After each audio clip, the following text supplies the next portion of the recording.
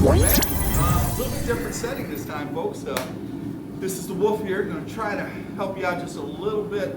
Show you what I've done. The stock replacement part for our slanted stock MAK. We're still working on that, but we're going to do a sidetrack right here, and we're going to try to put in a butt stock.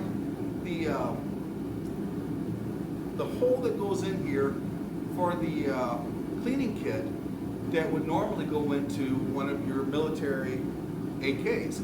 So I looked all around YouTube. I couldn't really find anyone except for one person, and they chiseled the heck out of it. And boy, I got to give him credit. He did that old world style. Well, we're gonna probably do this a little bit differently with the drill and see where we go. If we end up back with the chisel, then it is what we got. So, last we left, we had this stock right here with this butt pad on here. Oh, by the way, on this right here, there's just two screws that hold this together. Just reach in there, it's just holding it in with this. It's just holding it in. It's got two holes right here, and you just reach in with your Phillips head screwdriver and undo this. And this is the stocks that you buy on Gunbroker or any other site that come pre-assembled. I would have liked to have gotten the ones that didn't have the stain on them already, but this was the cheapest one I could find, and it came with the foregrip, so not too bad. So go ahead and just take this off. We're going to set this rubber one aside. We won't need this one anymore. So what we've got this flat side that's come across right here, and we have this the strap, the pins that hold this. We're going to take this off too. I think that what we're going to do eventually is we're going to put it here on the bottom, and we're going to fill this in with wood putty. We're going to sand this all down later on, but first thing we're going to do is try to fit on this the metal piece that is the buttstock holder right here for the cleaning kit. And so you're going to see that it's going to be really big. It's really too big to hold in the end cap. And that's fine, it's better being too small. So we're going to have to sand down on the sides on this, and we're going to have to drill out the hole for this so that it fits our cleaning tube here. Sorry about that if you see me keep reaching back. The nice cleaning tube kits you can get online. There's a couple different ones that you can buy, and I'm not going to break it down or anything for you, tell you how to do all this. There's plenty of videos for that. But I thought it would be really cool to be able to put this right here on the inside of this one. So, if you notice by now, I've got this right here. So the parts that I bought for this was a nice kit. Came with the, I'll start from the beginning on here. It came with the metal butt pad. By the way, it is steel, not plastic. And came with that. It came with the retention spring that holds it inside of here, and it also has the other part, the clamp on the inside. Now I've never done this before, so this is together we're going to do this.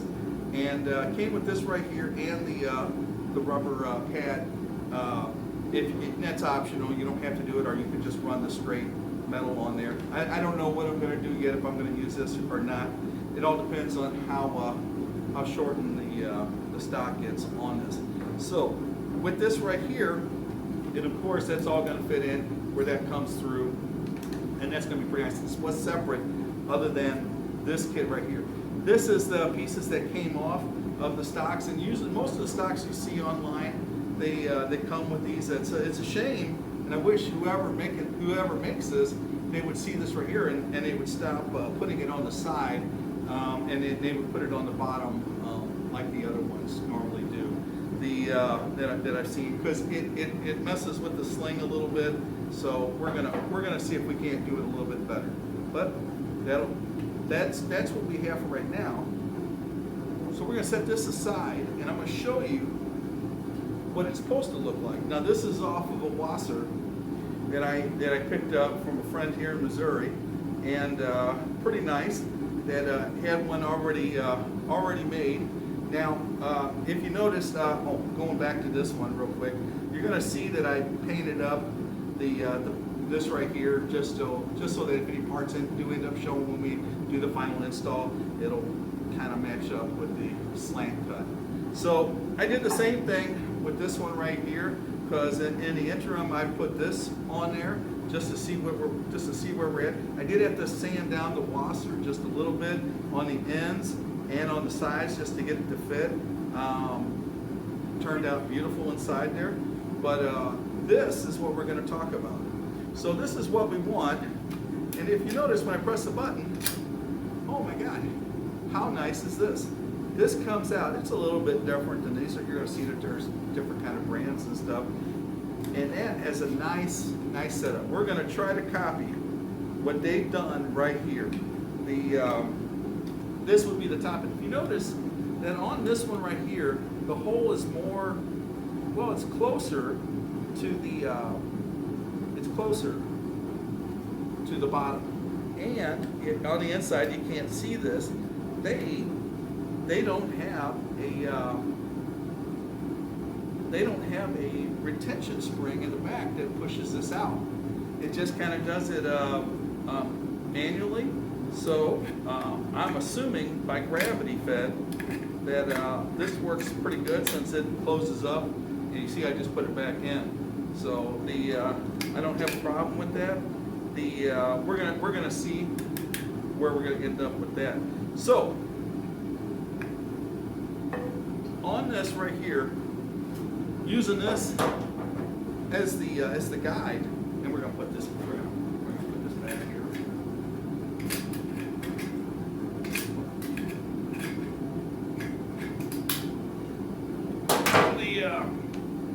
You're gonna see that the plate is slightly beveled, so it kind of rocks on there. So what we're gonna do, we have to make a choice. Do we go to the bottom and make it like the other one, to where it comes in there and goes up into the stock, or do we, because we can, we have that choice, and we can start up and we can go straight towards the middle and go there. So I'm probably going to stay with the way that they did it just on this one. There is another stock that I have. I may end up switching it around just to see, but on this one right here, let's try to keep the same. So the problem that I have is that how do I make the bevel on this? I'm not the master carpenter. The tooling on this shouldn't need this too much. Remember, this is an 8K, guys. It's supposed to be rugged, a little bit rough around the corners. If you're looking to do something fancier and you're a better carpenter than I am, so be it. Do your engravings and wood carvings and stuff. I'm just going to get you the basics of what I have on this. So all of this right here, we're going to sand all off, but we got to figure out how to get the bevel on this. So what I've decided, what we're going to do, there are some screw handles that are put on here. I mean, from the old buttstock does the screw holes, and but we're not able to use that so much. Well, you know what? I take that back. Now that I've reversed this right here, I think that is going to match up, but you are going to want to compensate just a little bit, because you don't want this beveled inside of the groove. This is really made to go on the outside. And if you see that on this one, it's really made where the wood comes in, and then we'll have to groove in around it, and then this will be like a cap that will squeeze onto the end, and then we'll screw it on. So to get it on there, we're going to have to take this right here, and we're going to run a screw. Let's let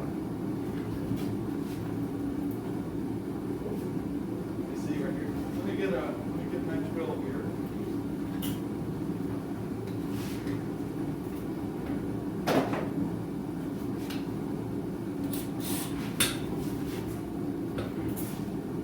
Let's see if we can't get one of these screws out of the other butt head.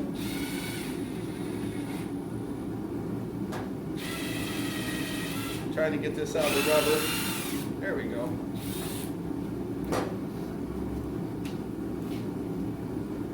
gonna just use this one. Since this came out of this originally, let me grab my spring before we go knocking everything away.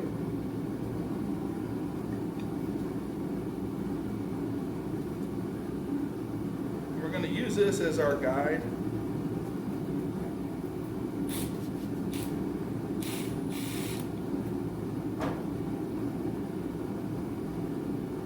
Kind of like that right there. Tightener on there. All right, so looks pretty good. Got a little notched up right here. We'll be able to rough it in right here, but I need to know how far in I need to sand that in. So I'm going to mark that, and I'm just going to take a black marker on the outside. Mark that up to about where I need to be. So when I start sanding it down, because I'll have to sand it from the sides also, and it'll thin out the stock just a hair, and be able to get that. And if you notice on here, when I take this off, we might not have to do too much at the top. If you notice the black lining on this. So when we go to sand this down, we're going to be taking it down across like this to where eventually, after probably many trial and error, we will be able to fit this on, and it'll just be able to snap on. So from right now, we're gonna start to sand. So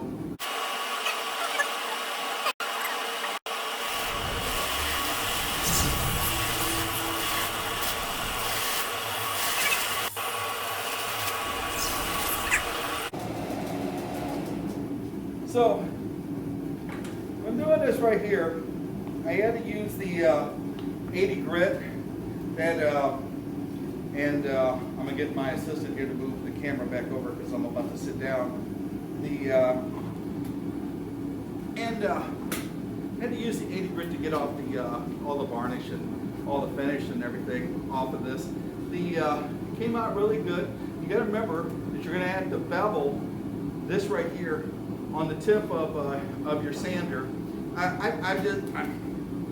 not advertising for Harbor Freight or anything. It was just a cheap bench sander that I had, and worked out pretty good for what I need for little jobs. Again, I'm not a carpenter, so I know. But what I needed is a rough to get off the finish on this, and later on I'm going to take a couple other sandings to this, but hand sand it down all the way to like maybe 120 grit or what have you, just to make it a little bit more pleasant to touch.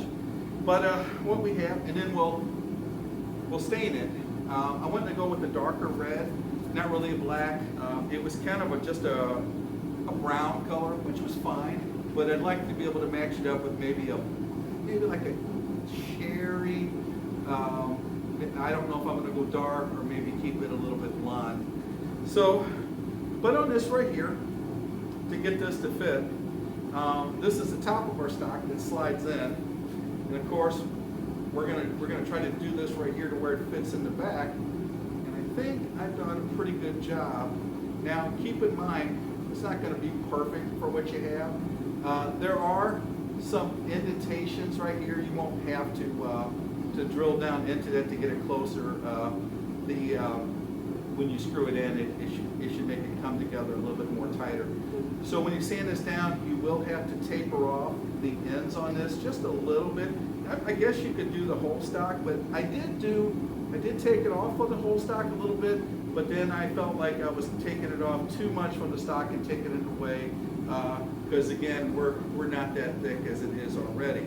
So I just ended up tapering it off, and then when I did that, I noticed that when I got this to fit on here, I noticed that the washer, the one they did in Bulgaria or Poland or wherever this came from, they did the same thing too.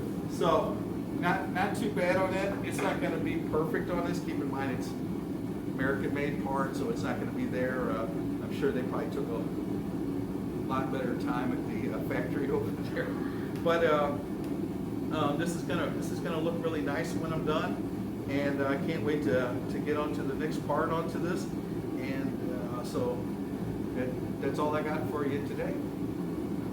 Later on the next video, we're going to talk about drilling out the holes for these after I get this stained.